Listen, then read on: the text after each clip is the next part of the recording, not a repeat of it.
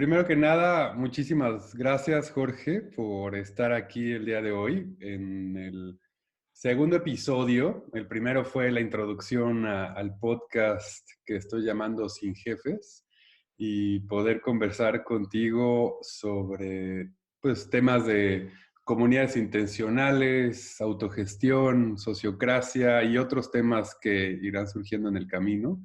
Pero primero que nada, muchísimas gracias.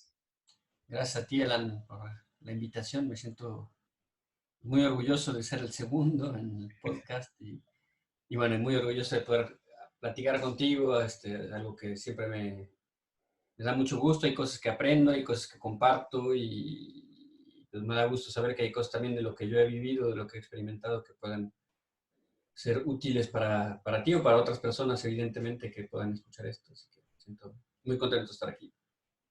Genial, pues estamos conectándonos desde México hasta Francia, en Saint-Antoine, la Baille, en el que es sureste, ¿se considera? Sí, se llama la región Ródano-Alpes. Está entre el río Ródano y las montañas de los Alpes. Entonces sí es entre el centro el centro-este y sureste de Francia, muy cerca de Grenoble o de Lyon. Ok. Pues ya hice una pequeña introducción antes de entrar a la conversación donde te presento, pero mi primera pregunta quisiera que fuera para ti, ¿cuáles fueron un poco de momentos en la vida que te llevaron a vivir en comunidad y, y en ese transcurrir de ahora 19 años, ¿no? ¿Cómo llega a la comunidad donde estás viviendo al tema de la sociocracia? Tal vez ahí platicarnos un poco cómo fue esa transición, aunque bueno, iremos profundizando en eso más adelante, pero al menos ¿qué te llevó a estar en Francia siendo mexicano y cuál fue la búsqueda para transformarse en una comunidad que usa la sociocracia como sistema de gobernanza? Pues mira, bueno, desde muy joven a mí este trabajo con grupos, la relación que existe entre la gente era para mí algo muy importante. Me costó mucho trabajo, por ejemplo, eh, conectarme fácilmente con la gente en la escuela, pero en cambio en lugares donde compartía valores y búsquedas era muy poderoso para mí poderme sentir acompañado por gente que pensaba, buscaba o vivía cosas semejantes. Entonces tuve experiencias muy fuertes en los scouts desde muy chavo, después en grupos donde hacíamos trabajo social, búsqueda espiritual, y siempre estuvo esta dualidad en mí, en cómo la cuestión de cuando tenía que estar en la escuela, cuando tenía que estar trabajando, cuando tenía que estar en lugares en los que tenía de alguna manera que mostrar una faceta específica, no me sentía realmente yo. Y esta pues, divergencia me era muy desagradable, ¿no? Entonces yo sentía que en estos lugares como los scouts o como los grupos de amigos, me sentía realmente que podía yo realmente ser todo lo que era y que ese era mi camino y esta cuestión de facetas me costaba mucho trabajo. A finales de los 90, en este grupo en el que trabajábamos con varios amigos, conocimos a Javier Sicilia.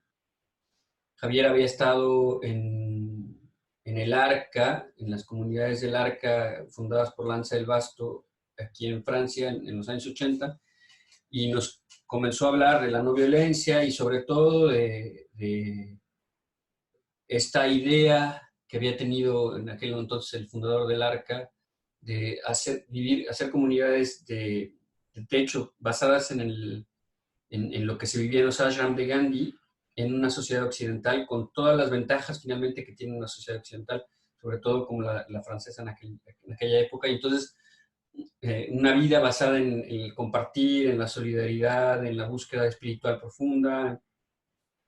Y entonces, cuando Javier nos empezó a hablar de esto, es como si me estuviera diciendo, como si me estuviera primero abriendo los ojos a cosas que realmente pueden existir, porque para mí, como te decía, esta cuestión de la vida en sociedad, como yo la había recibido de mis padres y de mi educación, era como que esto, ni modo, es la parte negra. Sí, quizá hay una parte muy, muy agradable y con lo que se puede vivir acá, pero siempre vas a tener los dos. Y con lo que me decía Javier y con esta búsqueda social profunda, sentía que había algo que podía hacerse justamente para que esto no se viera tan oscuro, tan desfasado con lo que era yo. Entonces empezaba a sentir como una llamada, una unidad de vida en la que pudiera vivir tanto mis aspectos sociales, relacionales, como también mis aspectos profesionales, mi vida espiritual, mi vida familiar, de pareja, y después de familia, si llegaba en algún momento. Como que todo encajaba y bueno, y también toda esta cuestión social de ser una opción distinta para el mundo, ¿no? Algo en el que no forzosamente todo tiene que estar hecho de la misma manera que se vive ni en la búsqueda socialista, comunista o capitalista, sino también en esta búsqueda comunitaria.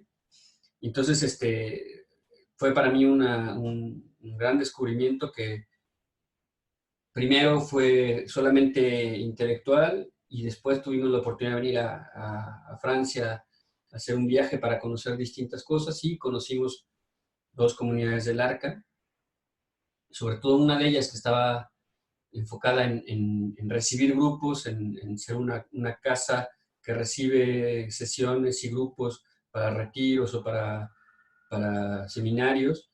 Este contacto con el exterior me parecía muy fuerte, muy interesante, y entonces a partir de ahí, primero tuvimos un sueño de poder fundar algo en México y estuvimos tratando de diversas maneras de lograr algo allá y por distintas razones no se pudo, no se logró y entonces en algún momento con Maru, mi esposa, nos preguntamos si no quisiéramos venir a vivir la experiencia un poco más larga acá en Francia, porque era realmente algo que sentíamos muy fuerte como una opción para nuestra vida, pero también una opción de vida distinta, ¿no? Y bueno, entonces en el 2000 decidimos venir a Saint Antoine.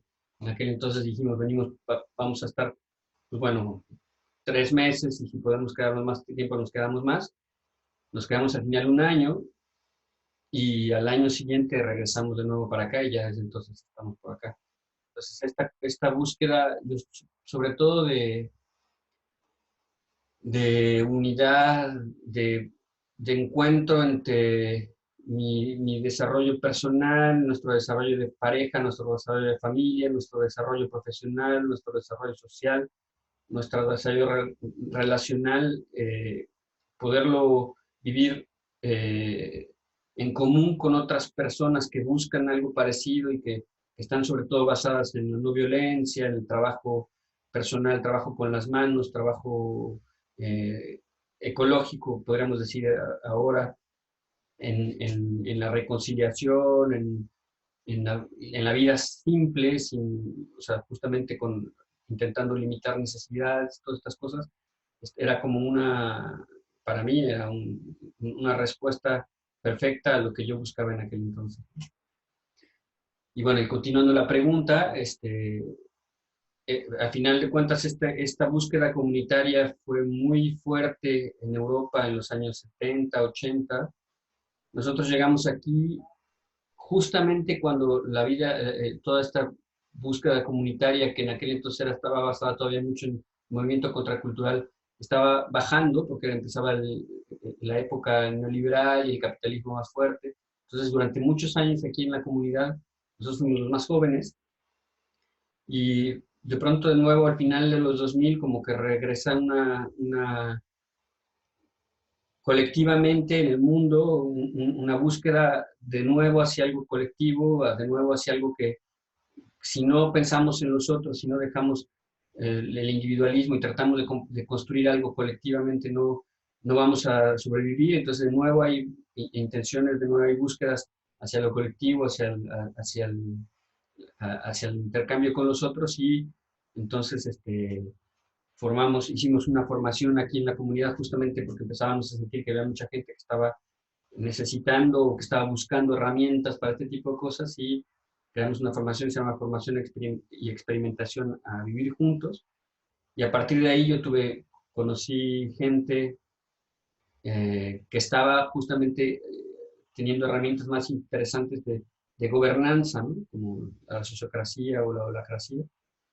Y entonces, como nosotros teníamos ya una experiencia de bastantes años basada desde un principio el ARCA intentaba ser un grupo en el que la unanimidad fuera importante, que no hubiera justamente esta cuestión de que unos se tuvieran el que haya ganadores y perdedores en los votos. Entonces, pues siempre se buscaba que fuera algo consensual, pero al final de cuentas, esta noción de unanimidad era también muy esclavizante porque si había alguien que no estaba de acuerdo en cualquier cosa pequeña, ya todo se bloqueaba, ¿no?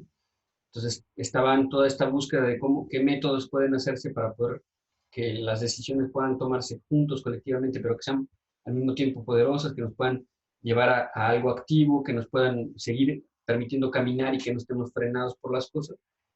Y entonces esta noción de sociocracia, que yo la oí por primera vez por una mujer que se llama Diana Leaf Christian, que hizo también un libro sobre, justamente visitó muchas de comunidades, sobre todo en América del Norte, y nos vino a hacer un taller aquí con lo de la formación esta de la FEB, formación a vivir juntos, y a partir de ahí yo empecé a tener contactos con ciertas personas y nos empezaron a ayudar a cuestionar nuestra manera de decidir, nuestra manera de gobernanza de la comunidad.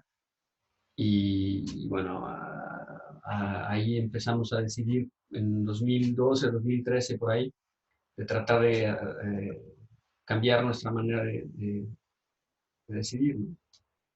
Más o menos. Muchas gracias, Jorge. Quería preguntarte, ahorita que comentabas justamente este momento de transición y sobre todo en el tema de toma de decisiones, ¿no? De un modelo por consenso y en la sociocracia se habla de la toma de decisiones por consentimiento. Si nos pudieras compartir qué es consenso, qué es consentimiento y las diferencias, ¿no? Que encuentras tú ya en la práctica, ¿no? Lo bueno, lo malo de usar estas dos formas de tomar decisiones y cómo lo han vivido. Te voy a hablar de lo que vivimos nosotros aquí, porque en la teoría yo creo que hay diferentes aspectos, sí, quizá, pero de lo que nosotros vivimos aquí, bueno, primero tengo que decir que la historia era esta búsqueda de unanimidad, ¿no? Y entonces en esta unanimidad era la base fundamental para todas las decisiones en la comunidad. Todas las decisiones las tomaba además el grupo entero, el grupo de comprometidos, o sea, son los permanentes, podemos decir, ¿no? Los que están aquí a largo plazo. Entonces, se podían tomar en colectivo buscando la unanimidad, tanto decisiones muy, muy fundamentales como las políticas principales, la razón de ser, cuestiones muy importantes, los valores principales, la misión, etcétera, como las más básicas, como que sí que vamos a plantar en el huerto, o que si la pintura de los baños, y todo tenía que ser con esta unanimidad, diciendo todos tenemos que estar de acuerdo en lo mismo. Entonces, evidentemente, como decía hace rato, esto fue mostrando muy rápidamente los límites que tiene, porque, pues bueno, no somos ángeles, ¿no? No somos así como que nos dejamos iluminar por algo y la decisión está ahí. Tenemos toda nuestra historia y tenemos nuestras sombras y nuestras dificultades. Entonces, se creaban conflictos de poder, conflictos de, de ver las cosas distintas. Entonces, si una vez yo había cedido en algo, la próxima no voy a hacer ya más. Entonces, bueno, se convirtió en algo que bloqueaba todas las decisiones de una manera muy complicada. Entonces, aquí se empezó a hacer este cambio hacia el consenso. Y la idea en el consenso era que, como se vivía aquí, era que iba a tomarse el punto de vista de la mayoría, pero estableciendo también lo que la minoría decía. Entonces, por ejemplo, si la mayoría estaba de acuerdo en decidir sobre este presupuesto para la compra de una máquina, en la decisión se establecía, ok, vamos a comprar esta máquina, pero en la decisión misma se decía, hacemos mención que 3 personas no estaban de acuerdo con la decisión, aceptan la decisión, pero no estaban de acuerdo porque había esto y esto, los argumentos, ¿no? Entonces, era un avance porque ya se podía decidir, porque de todas maneras se buscaba algo colectivo en el que la mayoría de la gente estuviera de acuerdo, pero se podía ya realmente avanzar. Claro que se mantenía esta sensación de división porque los que habían aceptado, solamente estaba la mención de como yo hubiera preferido otra cosa, yo hubiera decidido otra cosa. Entonces también se veía un poco los límites ahí. Ahora, lo del consentimiento, la diferencia para mí que hemos visto en nuestro trabajo ahora es que se intenta que los puntos de objeción que tenga una persona para tomar esta decisión sean escuchados y que, y que se pueda, a partir de esta objeción, ver cuál es la decisión que se puede tomar más, que los pueda considerar, ¿no? Como para que no haya nadie que esté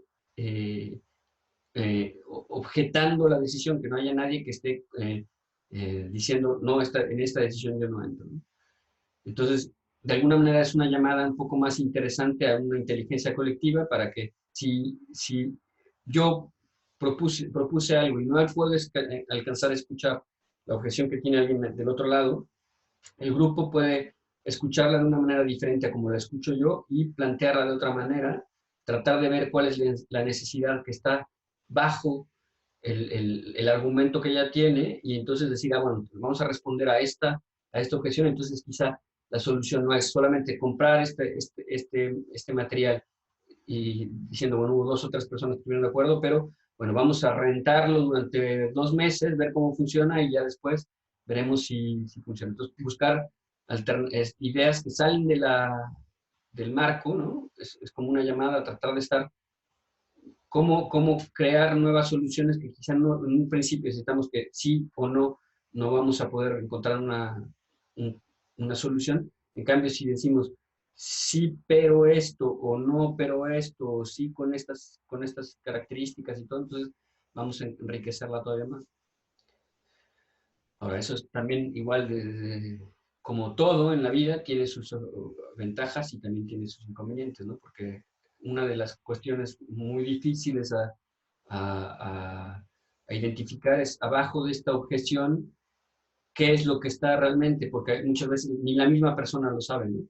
Entonces es todo un trabajo de, bueno, a ver, tanto de responsabilidad del que está animando, el que está ayudando a la decisión, como la misma persona, a que no sea simplemente decir yo tengo la razón y no me escuchan, no me entienden, sino tratar justamente de ir avanzando. Entonces también puede tomar mucho tiempo, es una de las cuestiones que aquí hemos visto como inconveniente, que pues bueno, es como un regreso de nuevo a tratar de hacer algo más de una manera unánime con distintas herramientas, entonces el tiempo puede ser complicado, el estar hablando más que simplemente se toma una decisión más individual o rápida, ¿no? Me gustaría tocar un poco este punto que haces de la importancia de, dices la frase, algunas veces no sabes ni tienes claro por qué estás objetando, ¿no? Y hablas un poco en lo que esta conversación, en tu búsqueda antes de llegar a la comunidad, del lado como oscuro en esta cuestión de lo social, ¿no? Y después hablaste ahorita sobre las sombras, ¿no? Entonces, como siempre estar claro que muchas de las cosas que hacemos son esta parte inconsciente que surge cuando se están discutiendo temas que tocan fibras sensibles, diríamos, ¿no? Y que tiene estos como switch, ¿no? Que se prende algo a partir de lo que se está discutiendo y ni siquiera te lo tienes muy claro. Y entonces en ese sentido la importancia de estar siempre en un trabajo de introspección y de clarificación de por qué uno se prende, ¿no? Con ciertos temas, situaciones, ¿no? Dinámicas. Y me gustaría ahí preguntarte y que pudieras compartir cómo dentro de una comunidad que decide vivir juntas, deciden o crean los espacios para poder estar reflexionando en esto. O sea, a nivel individual, pero también a nivel grupal, ¿no? Estos, el partage que se hace una vez a la semana, pero como esta reflexión grupal, pero también en lo individual, cómo invitan a estar pensando en este lado oscuro de las sombras para tenerlo explícito, ¿no? E irnos conociendo de tal manera que alguna vez ya sabemos de dónde surge o podamos acompañarnos mutuamente, ¿no? En tomar una mejor decisión sabiendo de dónde vienen esas cosas, ¿no? Tal vez como explorar esto. Sí, en realidad es un trabajo de siempre, ¿no? O sea, para mí, una de las grandes ventajas y una maravilla de estas búsquedas de herramientas de inteligencia colectiva es esta como invitación a trabajar sobre ti mismo, ¿no? Y al mismo tiempo que es una invitación, al mismo tiempo que es algo que puede provocar una sorprendente decisión colectiva en la que todo el mundo se siente enriquecido, en la que todo el mundo se siente como que desarrolló una nueva etapa, también puede ser evidentemente el freno más fuerte, ¿no? Porque justamente hay toda esta búsqueda de ir juntos, de avanzar juntos, entonces somos más vulnerables a alguien que simplemente se monta en su macho y dice yo no le entro, ¿no? O sea, yo resisto y en esta resistencia, si yo no aporto con ustedes, entonces, bueno, todo va perdiendo realmente su fuerza, su sentido. Entonces, sí, efectivamente, una de las cuestiones aquí que tratamos en la comunidad de alimentar es esta cuestión relacional. Eh, y esta cuestión también de alguna manera vertical, ¿no? De búsqueda profunda, personal, espiritual. Entonces, en lo relacional están todos estos, como decías tú, momentos de trabajo, momentos de compartir personalmente, momentos de reconciliación, eh, momentos de rappel, que es cuando nos detenemos en lo que estamos haciendo para poner atención, como momentos muy cortos de lo que se llama ahora el mindfulness o la meditación, la presencia activa. Y bueno, también están los momentos espirituales de, de compartir, de oración, etc. Y por otro lado están esta invitación constante a hacer un trabajo sobre mí sí mismo, ¿no? O sea, dentro de los principios, al momento de comprometerte aquí está la intención de ir trabajando sobre ti, de ir descubriéndote, de ir avanzando, de ir progresando, de ir estas partes que son de sombra y bueno, que como son sombra yo no las veo, ¿cómo puedo ponerles poco a poco un poco de luz? Estar atento a lo que me dicen los demás también para ver cosas que a lo mejor yo no veo de mí mismo, estar abierto y disponible y por lo tanto también vulnerable a eventualmente de nuevo estar lastimado en las cuestiones que son las más dolorosas, las que me hacen prenderme, pero que si yo considero esta sensación, esta reacción, esta emoción como algo que me va a permitir trabajar sobre sí mismo, entonces es distinto. En el momento quizá no lo voy a ver, pero poco a poco voy a ir pudiendo verlo un poco antes, un poco antes, un poco antes, y pues sobre todo tratar de entender qué es lo que hay ahí, qué es lo que pasa, por qué reacciona de esta manera. Y después llegará el momento en que lo veo desde que está sucediendo, ¿no? Y ya simplemente verlo desde que está sucediendo permite quizá reaccionar de una manera distinta, ¿no? Es como un entrenamiento, como cualquier entrenamiento físico o el aprender a manejar, todo lo que queremos aprender a hacer, es solamente repitiéndolo y repitiéndolo y repitiéndolo. Quizá algún día se puede encontrar algo que se convierte en automático y que ya lo veo desde un principio, y entonces ya no es algo de sombra, pero me permite ver que todavía atrás de esta sombra hay otra sombra más, ¿no? Entonces por eso es que es algo que no se termina realmente así, de que ya un día no hay ninguna cosa que se prende, ¿no? En cada momento ahora yo en mi vida así estoy, ¿no? Encontrando cosas que según yo había trabajado y que de pronto no, o sea, me doy cuenta que estoy casi que en lo más básico de ciertas situaciones y bueno, de nuevo a picar piedra para tratar de entender, bueno, qué es lo que está pasando ahí. La gran maravilla, finalmente de cuentas, al hacer algo como grupo, es que nos vamos ayudando, nos vamos complementando, nos vamos incentivando también, ¿no? Claro.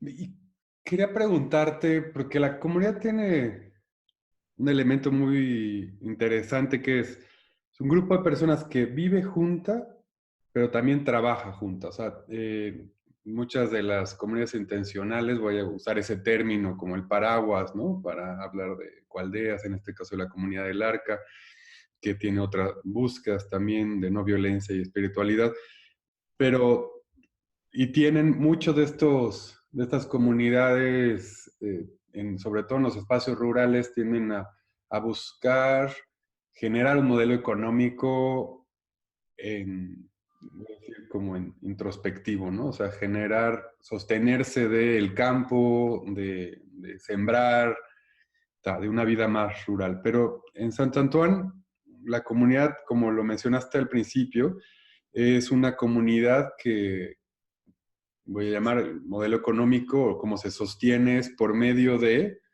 un servicio de hotelería a grupos que llegan a la comunidad a hacer retiros, cursos, talleres, etcétera, ¿no? Y la comunidad brinda ese espacio, ese servicio. Y entonces tienes la vida comunitaria, ¿no? O sea, de vivir ahí, pero también la vida de trabajo, ¿no?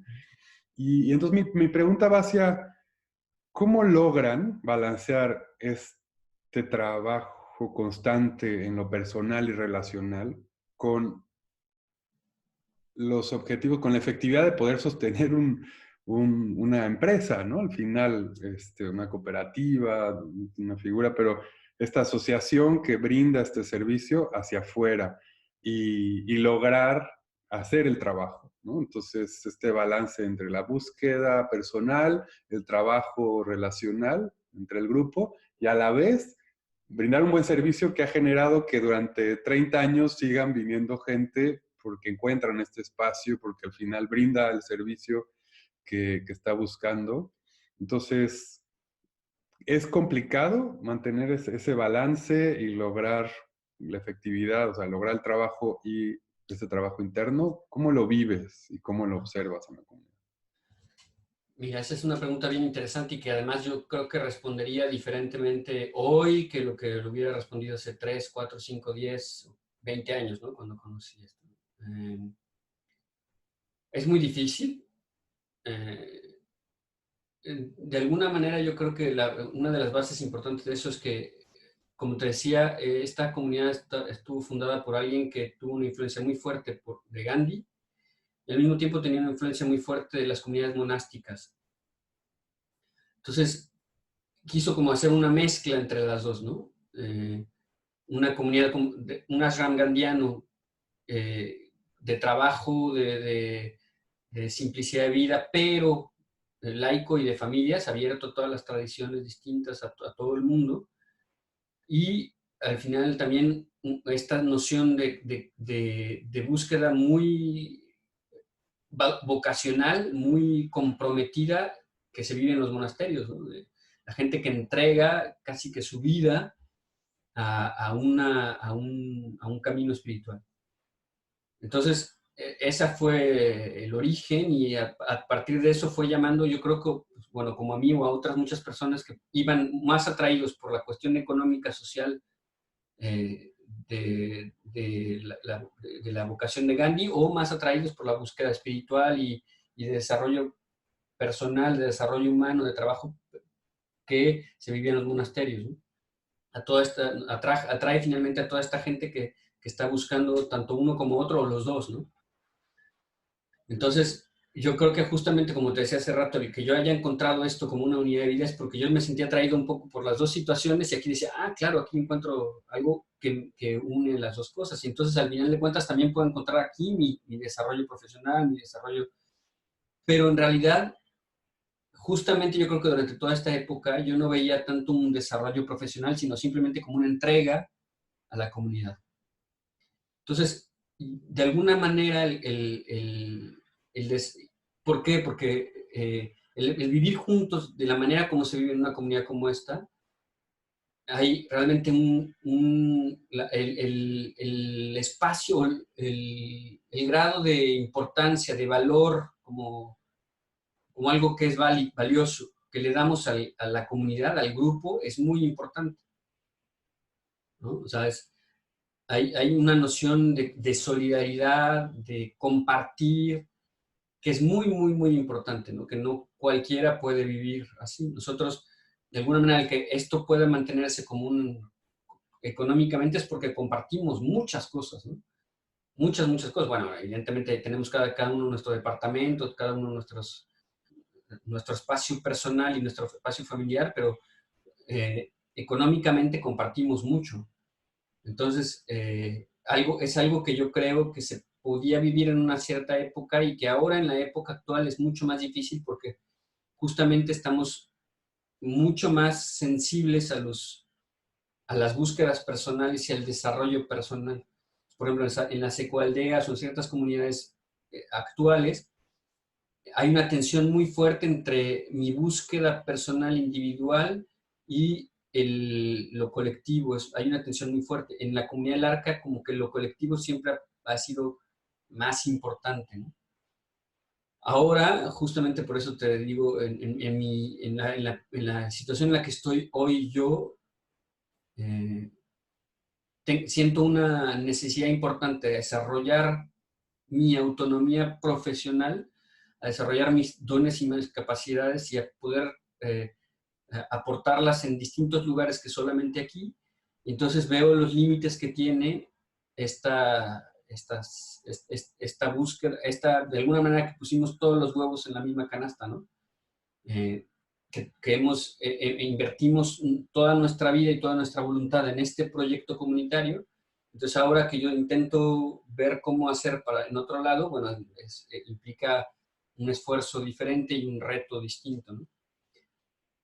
Pero al final de cuentas también es eso, que es lo que permite y lo que yo, con lo que más me quedo, ¿no? Esta noción de solidaridad, de saber que cuando he tenido un problema durante estos 20 años, cuando he tenido una dificultad, la comunidad ha estado ahí, ¿no? Y cómo también en los retos que hemos tenido juntos, hemos podido desarrollarlos y responder de una manera colectiva, con la clara sutileza que, por ejemplo, estamos en una cultura aquí en la que hablar de empresa, por ejemplo, hablar de rentabilidad, hablar de las inversiones que vamos a hacer, siempre es como doloroso, como que no es como si fueran valores que no se buscan aquí y que son como más terrenales, ¿no?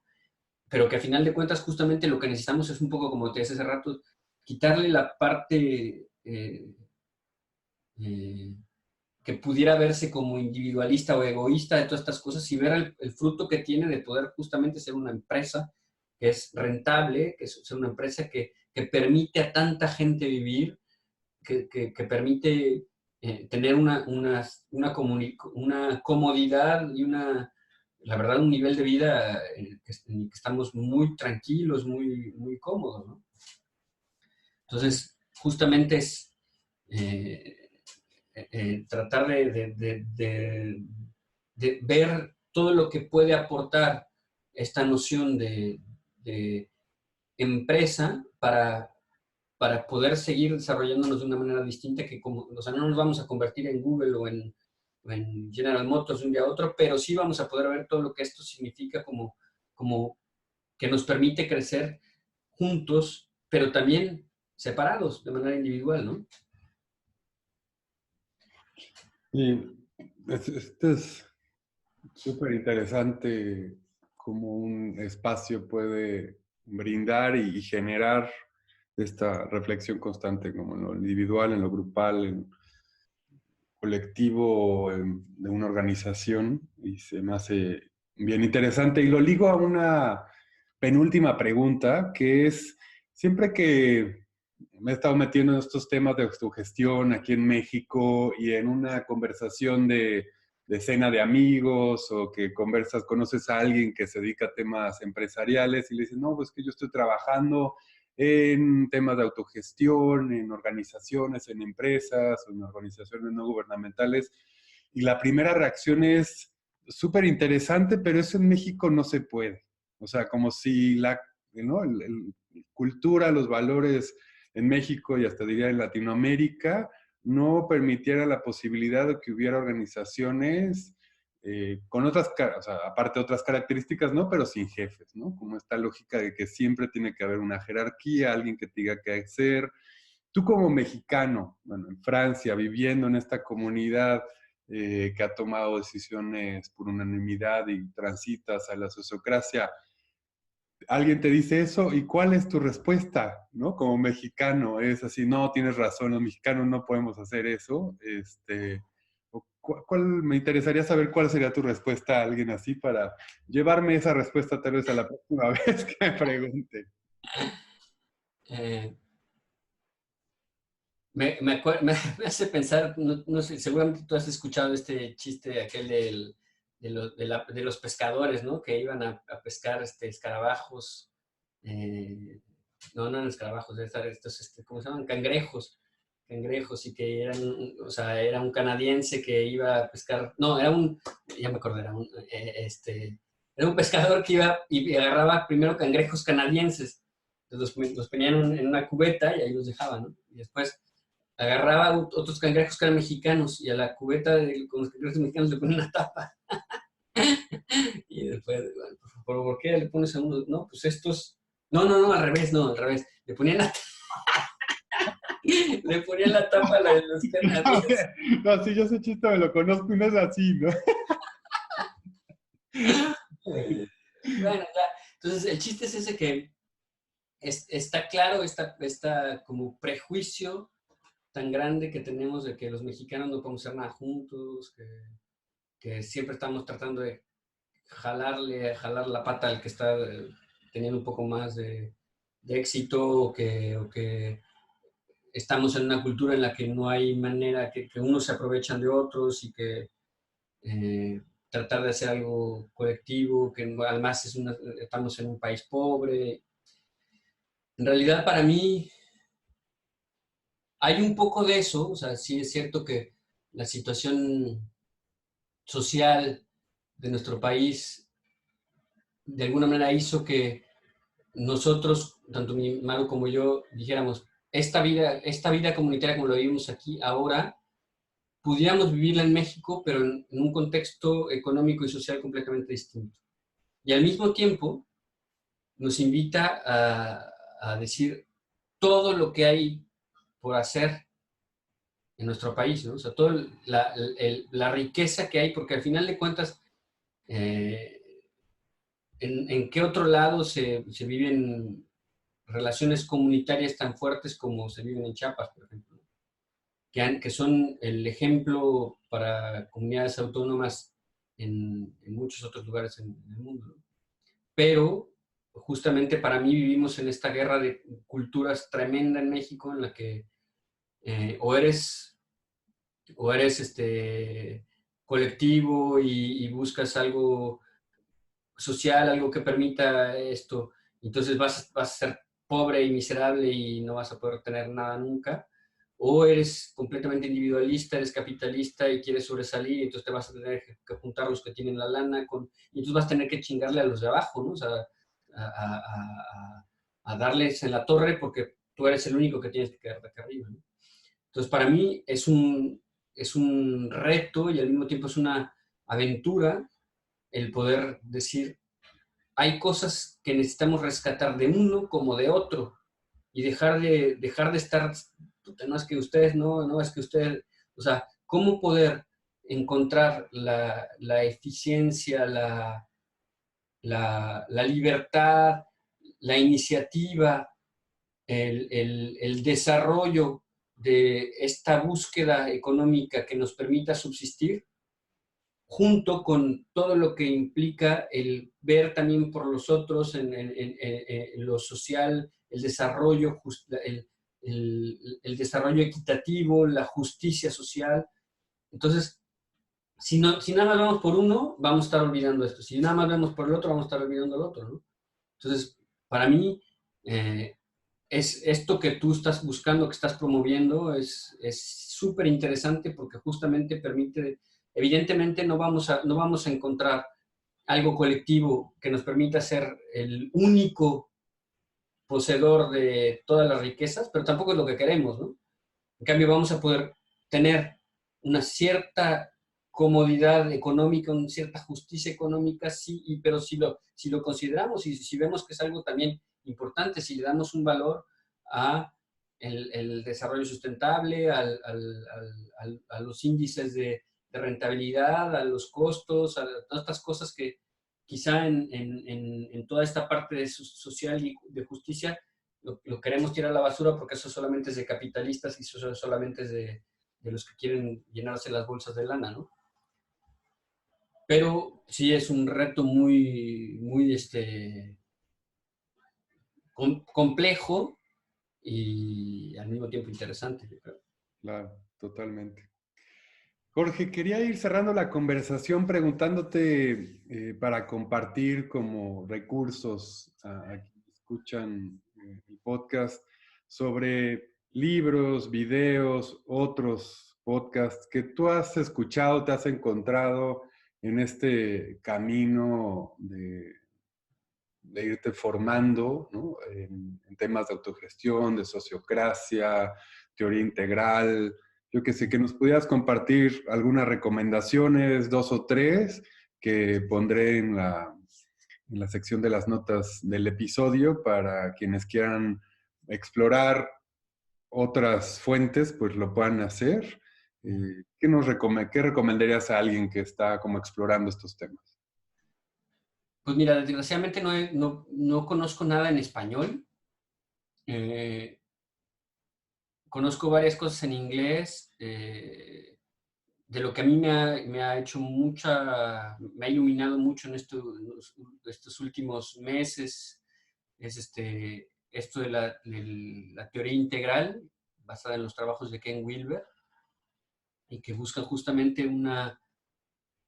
todo un trabajo de crecimiento, de despertar, de confianza en sí mismo, de trabajo y de limpieza sobre nuestras sombras, toda esta con distintos enfoques, ¿no? Tanto la parte externa como interna, tanto la parte integral como colectiva, entonces con perspectivas que nos permiten justamente entrar en contacto, entrar en diálogo y alimentar nuestra inteligencia colectiva. También está un sitio internet que también tiene su página esta de YouTube, ¿cómo se llama? Su Su página canal. de su canal de YouTube, Ujú. se llama Rebel Wisdom, y tienen videos muy interesantes con gente que trabaja y que expone sus trabajos de búsqueda de sentido, de desarrollo colectivo, de perspectivas distintas. Un trabajo muy interesante también. Bueno, sobre la sociocracia y la holocracia, bueno, el primer libro que leí, como te decía hace rato, es este de Diane Leaf Christian, que hizo todo este trabajo sobre las comunidades intencionales. Después he leído cosas en francés también, y bueno, hay uno de los sitios interesantes es el de l'Université de Nous, que es un colectivo que trabaja justamente para tratar de aportar más y más inteligencia colectiva y trabajo sobre uno mismo y sobre la sociedad. Eh, y, y, bueno, aquí en Francia también está todo esto, el movimiento de colibrís, que está basado en Pierre Rabhi, y que también empiezan a trabajar cada vez más con todas estas herramientas de inteligencia colectiva. Y bueno, hay muchas otras cosas más, pero bueno, yo creo que con eso es por ahora son los que por lo menos a mí me han estado alimentando mucho estos últimos meses. Genial. Sí, yo creo que es un muy buen punto de partida. Compartiré esos links y quienes tengan la posibilidad de revisarlos. Buscaré a ver si hay opciones de información en español, que justamente ese es como el reto, creo que en estos temas que no es que sean nuevos ni de ayer, pero se han desarrollado más o hay más fuentes, más recursos en inglés, en francés, ¿no? Y hay poco en español, pero justamente creo que esa es parte de la aportación que se busca hacer por medio de este podcast y otros recursos que podamos compartir. Pues Jorge, de verdad que muchísimas gracias. Voy a poner los datos de la comunidad para quienes quieran conocer más de Sant Antoine y del Arca en las notas del episodio, pero agradecerte esta conversación, que yo creo que a mí me deja la invitación importante de que en la búsqueda de la autogestión, lo importante es un primer paso, no sé si preliminar y básico, este trabajo en lo individual, ¿no? O sea, me quedo con eso y pues darte las gracias. Sí, y bueno, para mí este trabajo individual y me acuerdo mucho desde las primeras veces que escuché hablar de la inteligencia colectiva, pero también de la no violencia, es, eh, no puede ser primero uno y luego el otro, sino es algo que es uno y el otro, es algo que se va alimentando una cosa con la otra, ¿no? Lo individual me permite estar más justo en lo colectivo, pero lo colectivo me permite también estar más justo en lo individual, me reenvía todas estas cuestiones en las que tengo que seguir trabajando, ¿no? Porque la tentación es, primero tengo que trabajar sobre mí y bueno, nunca voy a realmente estar acá, o primero tengo que solucionar las cuestiones colectivas y las sociales y nunca veo sobre mí. Pero sí, bueno, y bueno, agradecerte mucho, Alan, la verdad es que, como decía al principio, me siento muy contento y muy honrado de poder compartir esto contigo y de saber que hay gente como tú que tiene estas búsquedas, estos intereses, esta energía y este interés porque las cosas puedan ir avanzando en México y en toda nuestra comunidad latinoamericana y crear lazos y puentes y redes para mí es súper importante. Entonces, bueno, ya estaremos en contacto. Muy bien. Gracias. Gracias.